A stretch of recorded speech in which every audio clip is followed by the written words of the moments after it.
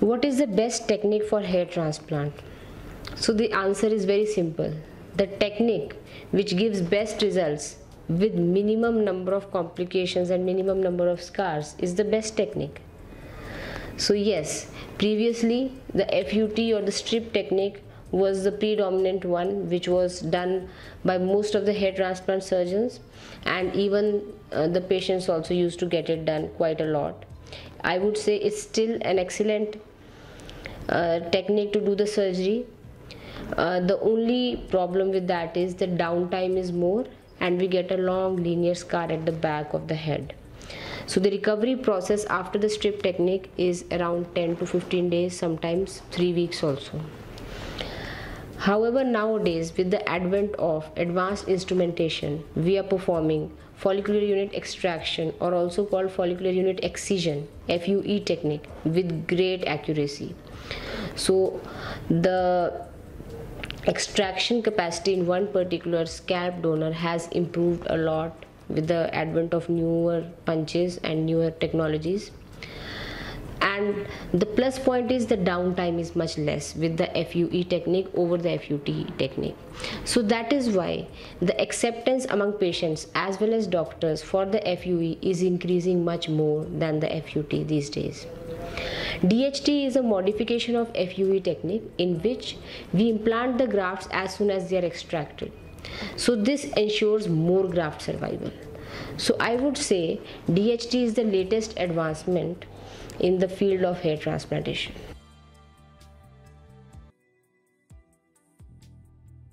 How to choose a hair transplant clinic? So somebody who is contemplating to do a hair transplant, they should make an intelligent choice with respect to the clinic or the center with which they decide to go for a hair transplant. So the number one criteria should be meeting old patients. One must not go straight away by just looking at the website or center. One should try to meet the patients who have done the surgery at that particular center, meet those patients, see their donor area, see how their hairline has come up, how the hair are growing, how dense they are. So once, and not one, we should try to meet more than one patient, as many as possible, so that yes, we are really sure that we are placing our trust and faith in good hands. Secondly, we should look at the doctor's qualifications. The doctors should be adequately qualified with postgraduate qualification, and they should have undergone some kind of training specializing in the field of hair transplant, so that their expertise is enough and they don't cause too much damage to our donor area, and they are able to provide us good results. The third thing is the cleanliness, the hygiene and the sterilization conditions that are maintained at that particular center. So as we know, the hair transplant being a microsurgery, if we don't observe the adequate sterilization precautions, there is a chance that we may end up damaging the grafts. So we should look at those points also. Though it's a minimally invasive surgery, but still all the prerequisites, all the compliances with respect to building an operation theater should be met in your particular hair transplant OT. The fourth thing is the technology which the doctor is using. So these days there are multiple kind of instrumentations available. So we have very high quality illumination lamps, very high quality magnification loops are available, very high quality punches are available, and the doctor uses different kind of punches in different kind of hair texture, hair types and ethnicity.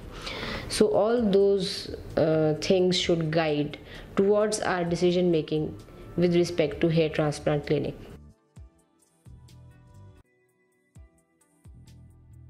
Everyone contemplating to do a hair transplant surgery always has this question in mind, that how much would be the pain, how much it would be the discomfort would be there. So my answer to this, that since hair transplant is a surgery, it's not a non-surgical procedure, so it cannot be painless. But yes, we can reduce the pain to bare minimum. There are some techniques by which we can reduce the pain, like using vibrators, using thin needles for injection, using a buffered solution for injection rather than using an acidic solution, giving the injection at a very slow rate, So these are the some common tips and tricks that I adopt to make the pain very less and make the patient more and more comfortable. In the hairline part, we use a long acting anesthetic called bupivacaine, and after the hairline, the rest of the area we use a lighter anesthetic agent in a diluted form. But now there is a technique called nitrous oxide anesthesia. So we are also using nitrous oxide anesthesia at Eugenics for last 2 years with great results. In patients who are very apprehensive, even for the first injection and the initial local anesthesia also, we can use inhalational mixture of nitrous oxide and oxygen, which is also called laughing gas. So this acts as a conscious sedation. The patient remain conscious, they remain awake, but they have a strong analgesic effect, and they take the process of local anesthesia even more lightly. So that also we perform at Eugenics.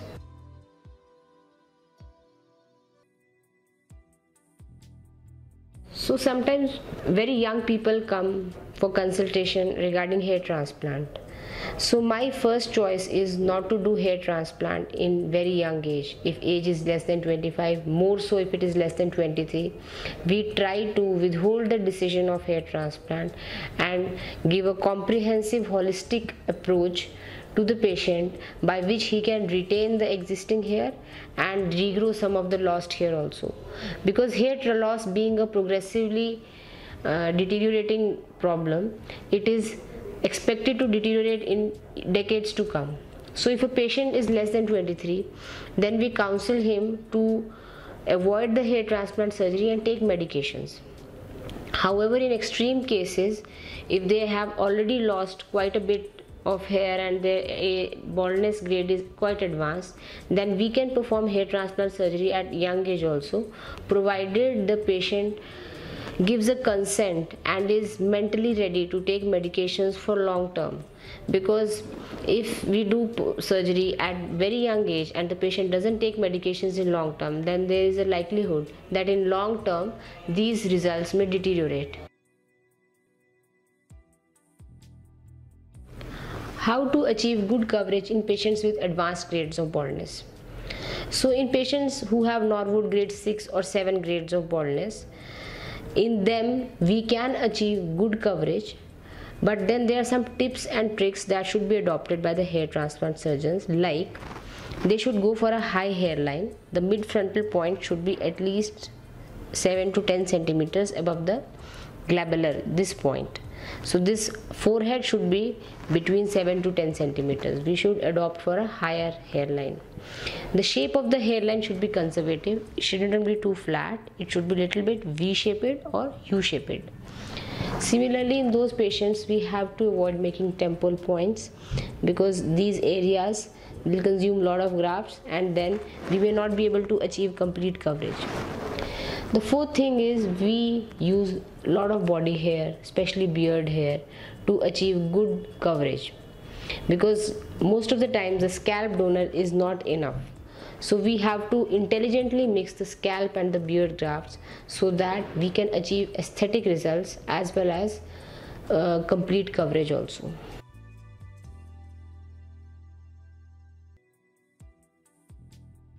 So there is something called temporal point. So our hairline, which goes from here towards the sides, and towards the sides it makes an angle. This is called frontotemporal angle.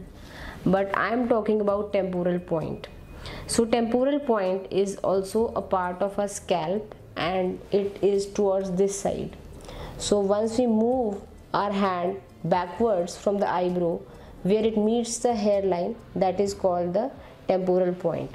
So in young men between the age group of 21 to 30, we can see a triangular shaped bunch of hair coming out like this. So this is called temporal point. It's a sign of youthfulness and it is made up of very thin fine hair pointing little bit backwards and downwards and backwards. So once a person loses the temple point, he immediately looks above 50. So if a young person less than 30 has lost temple point but we reconstruct it, then it's a great sign of youthfulness and it makes the person look much younger.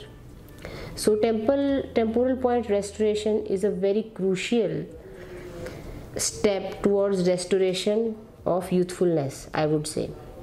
However, reconstructing the temporal point requires great expertise and great care also, because number one, the hair which are planted in this region are not very dense, so we have to keep the density a little bit on the lesser side. Purposely we have to keep the density lesser.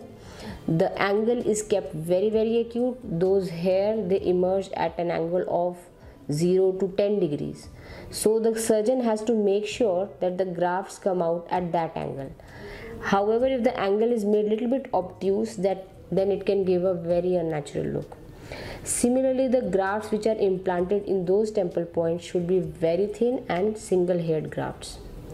So all these three things combine to make a natural looking temporal point. We must not confuse the temporal point with the frontotemporal angle.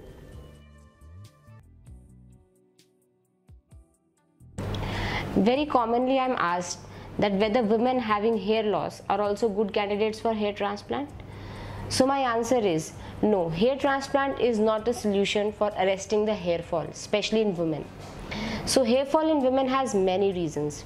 The basic treatment involves underlying cause has to be identified and then it has to be treated accordingly. However, some females may still be good candidates for hair transplant, especially those who have a broad forehead and they want their hairline to be lowered.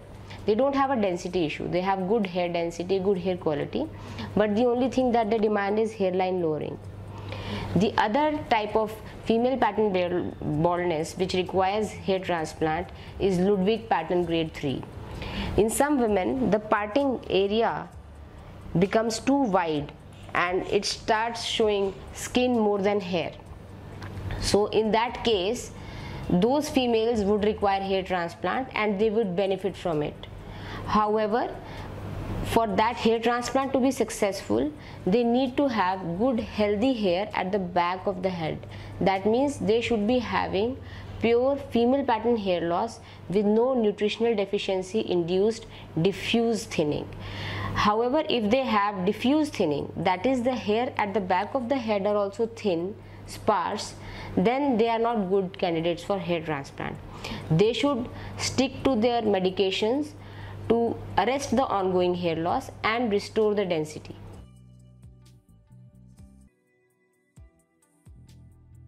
Can we do a hair transplant without shaving the head? So the answer is yes, we can do hair transplantation with the FUE or the DHT technique even without shaving the head, but in that case the number of grafts are limited. We can't do large number of grafts, mega sessions or giga sessions in that kind of hair transplant. In this hair transplant, what we do is we keep the hair in the donor area little bit long, and in between the long hair we trim strips of scalp. So in those strips which have trimmed, we extract individual follicles. So those trimmed strips are hidden by the hair falling from above. So that is how we can do hair transplant by the unshaven technique. But I must emphasize that this technique is reserved only for people whose requirement for grafts is less or who wants to do the hair transplant in multiple sittings. So in those patients only we can go for unshaven FUE method.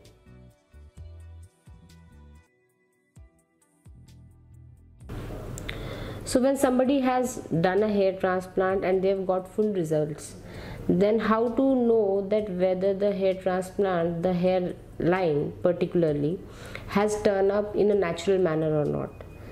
So one thing is, if somebody meets that person and if they look at the hairline closely or from a distance and they are not able to guess that these are transplanted hair or this is something which is looking abnormal, then that's a good job done. And then we can pull up the hair and look at the hairline closely, and in that case if we see dense hair in a little bit irregular manner with little bit of fine sentinel hair coming out, then that means it's a hairline which has been done in a natural manner. So there are some attributes of a natural hairline. One is the positioning. The position between this glabellar point and the hairline should not be too low and it should not be too high. So in a natural hairline, roughly the distance between nose, the tip of the nose and this glabellar point is equal to the distance between the glabellar point and the hairline. So that is one guiding point for the hairline placement. The other is there is an angle in which this hairline turns backwards and meets the side of the head. That's a sharp angle, and ideally this angle should come in the same plane as the outer point of the eye. So this is another guide which tells us that hairline has been placed in a natural manner. So this was about hairline placement. The other thing is the placing of the grafts within that hairline. So the grafts are generally placed in an irregular manner. What does that mean? That means the hairline should not look as if it has been made with a scale or man-made. It should be made in an irregular manner. It should be made with very thin single hair, and it should look dense enough. It should not be too sparse. Too sparse hairline also looks unnatural. So neither it should be too dense, neither it should be too sparse. It should have just the right density as that of a natural hairline, and it should not be a straight line, rather it should be irregular. So this is how we know that this is a naturally done hairline.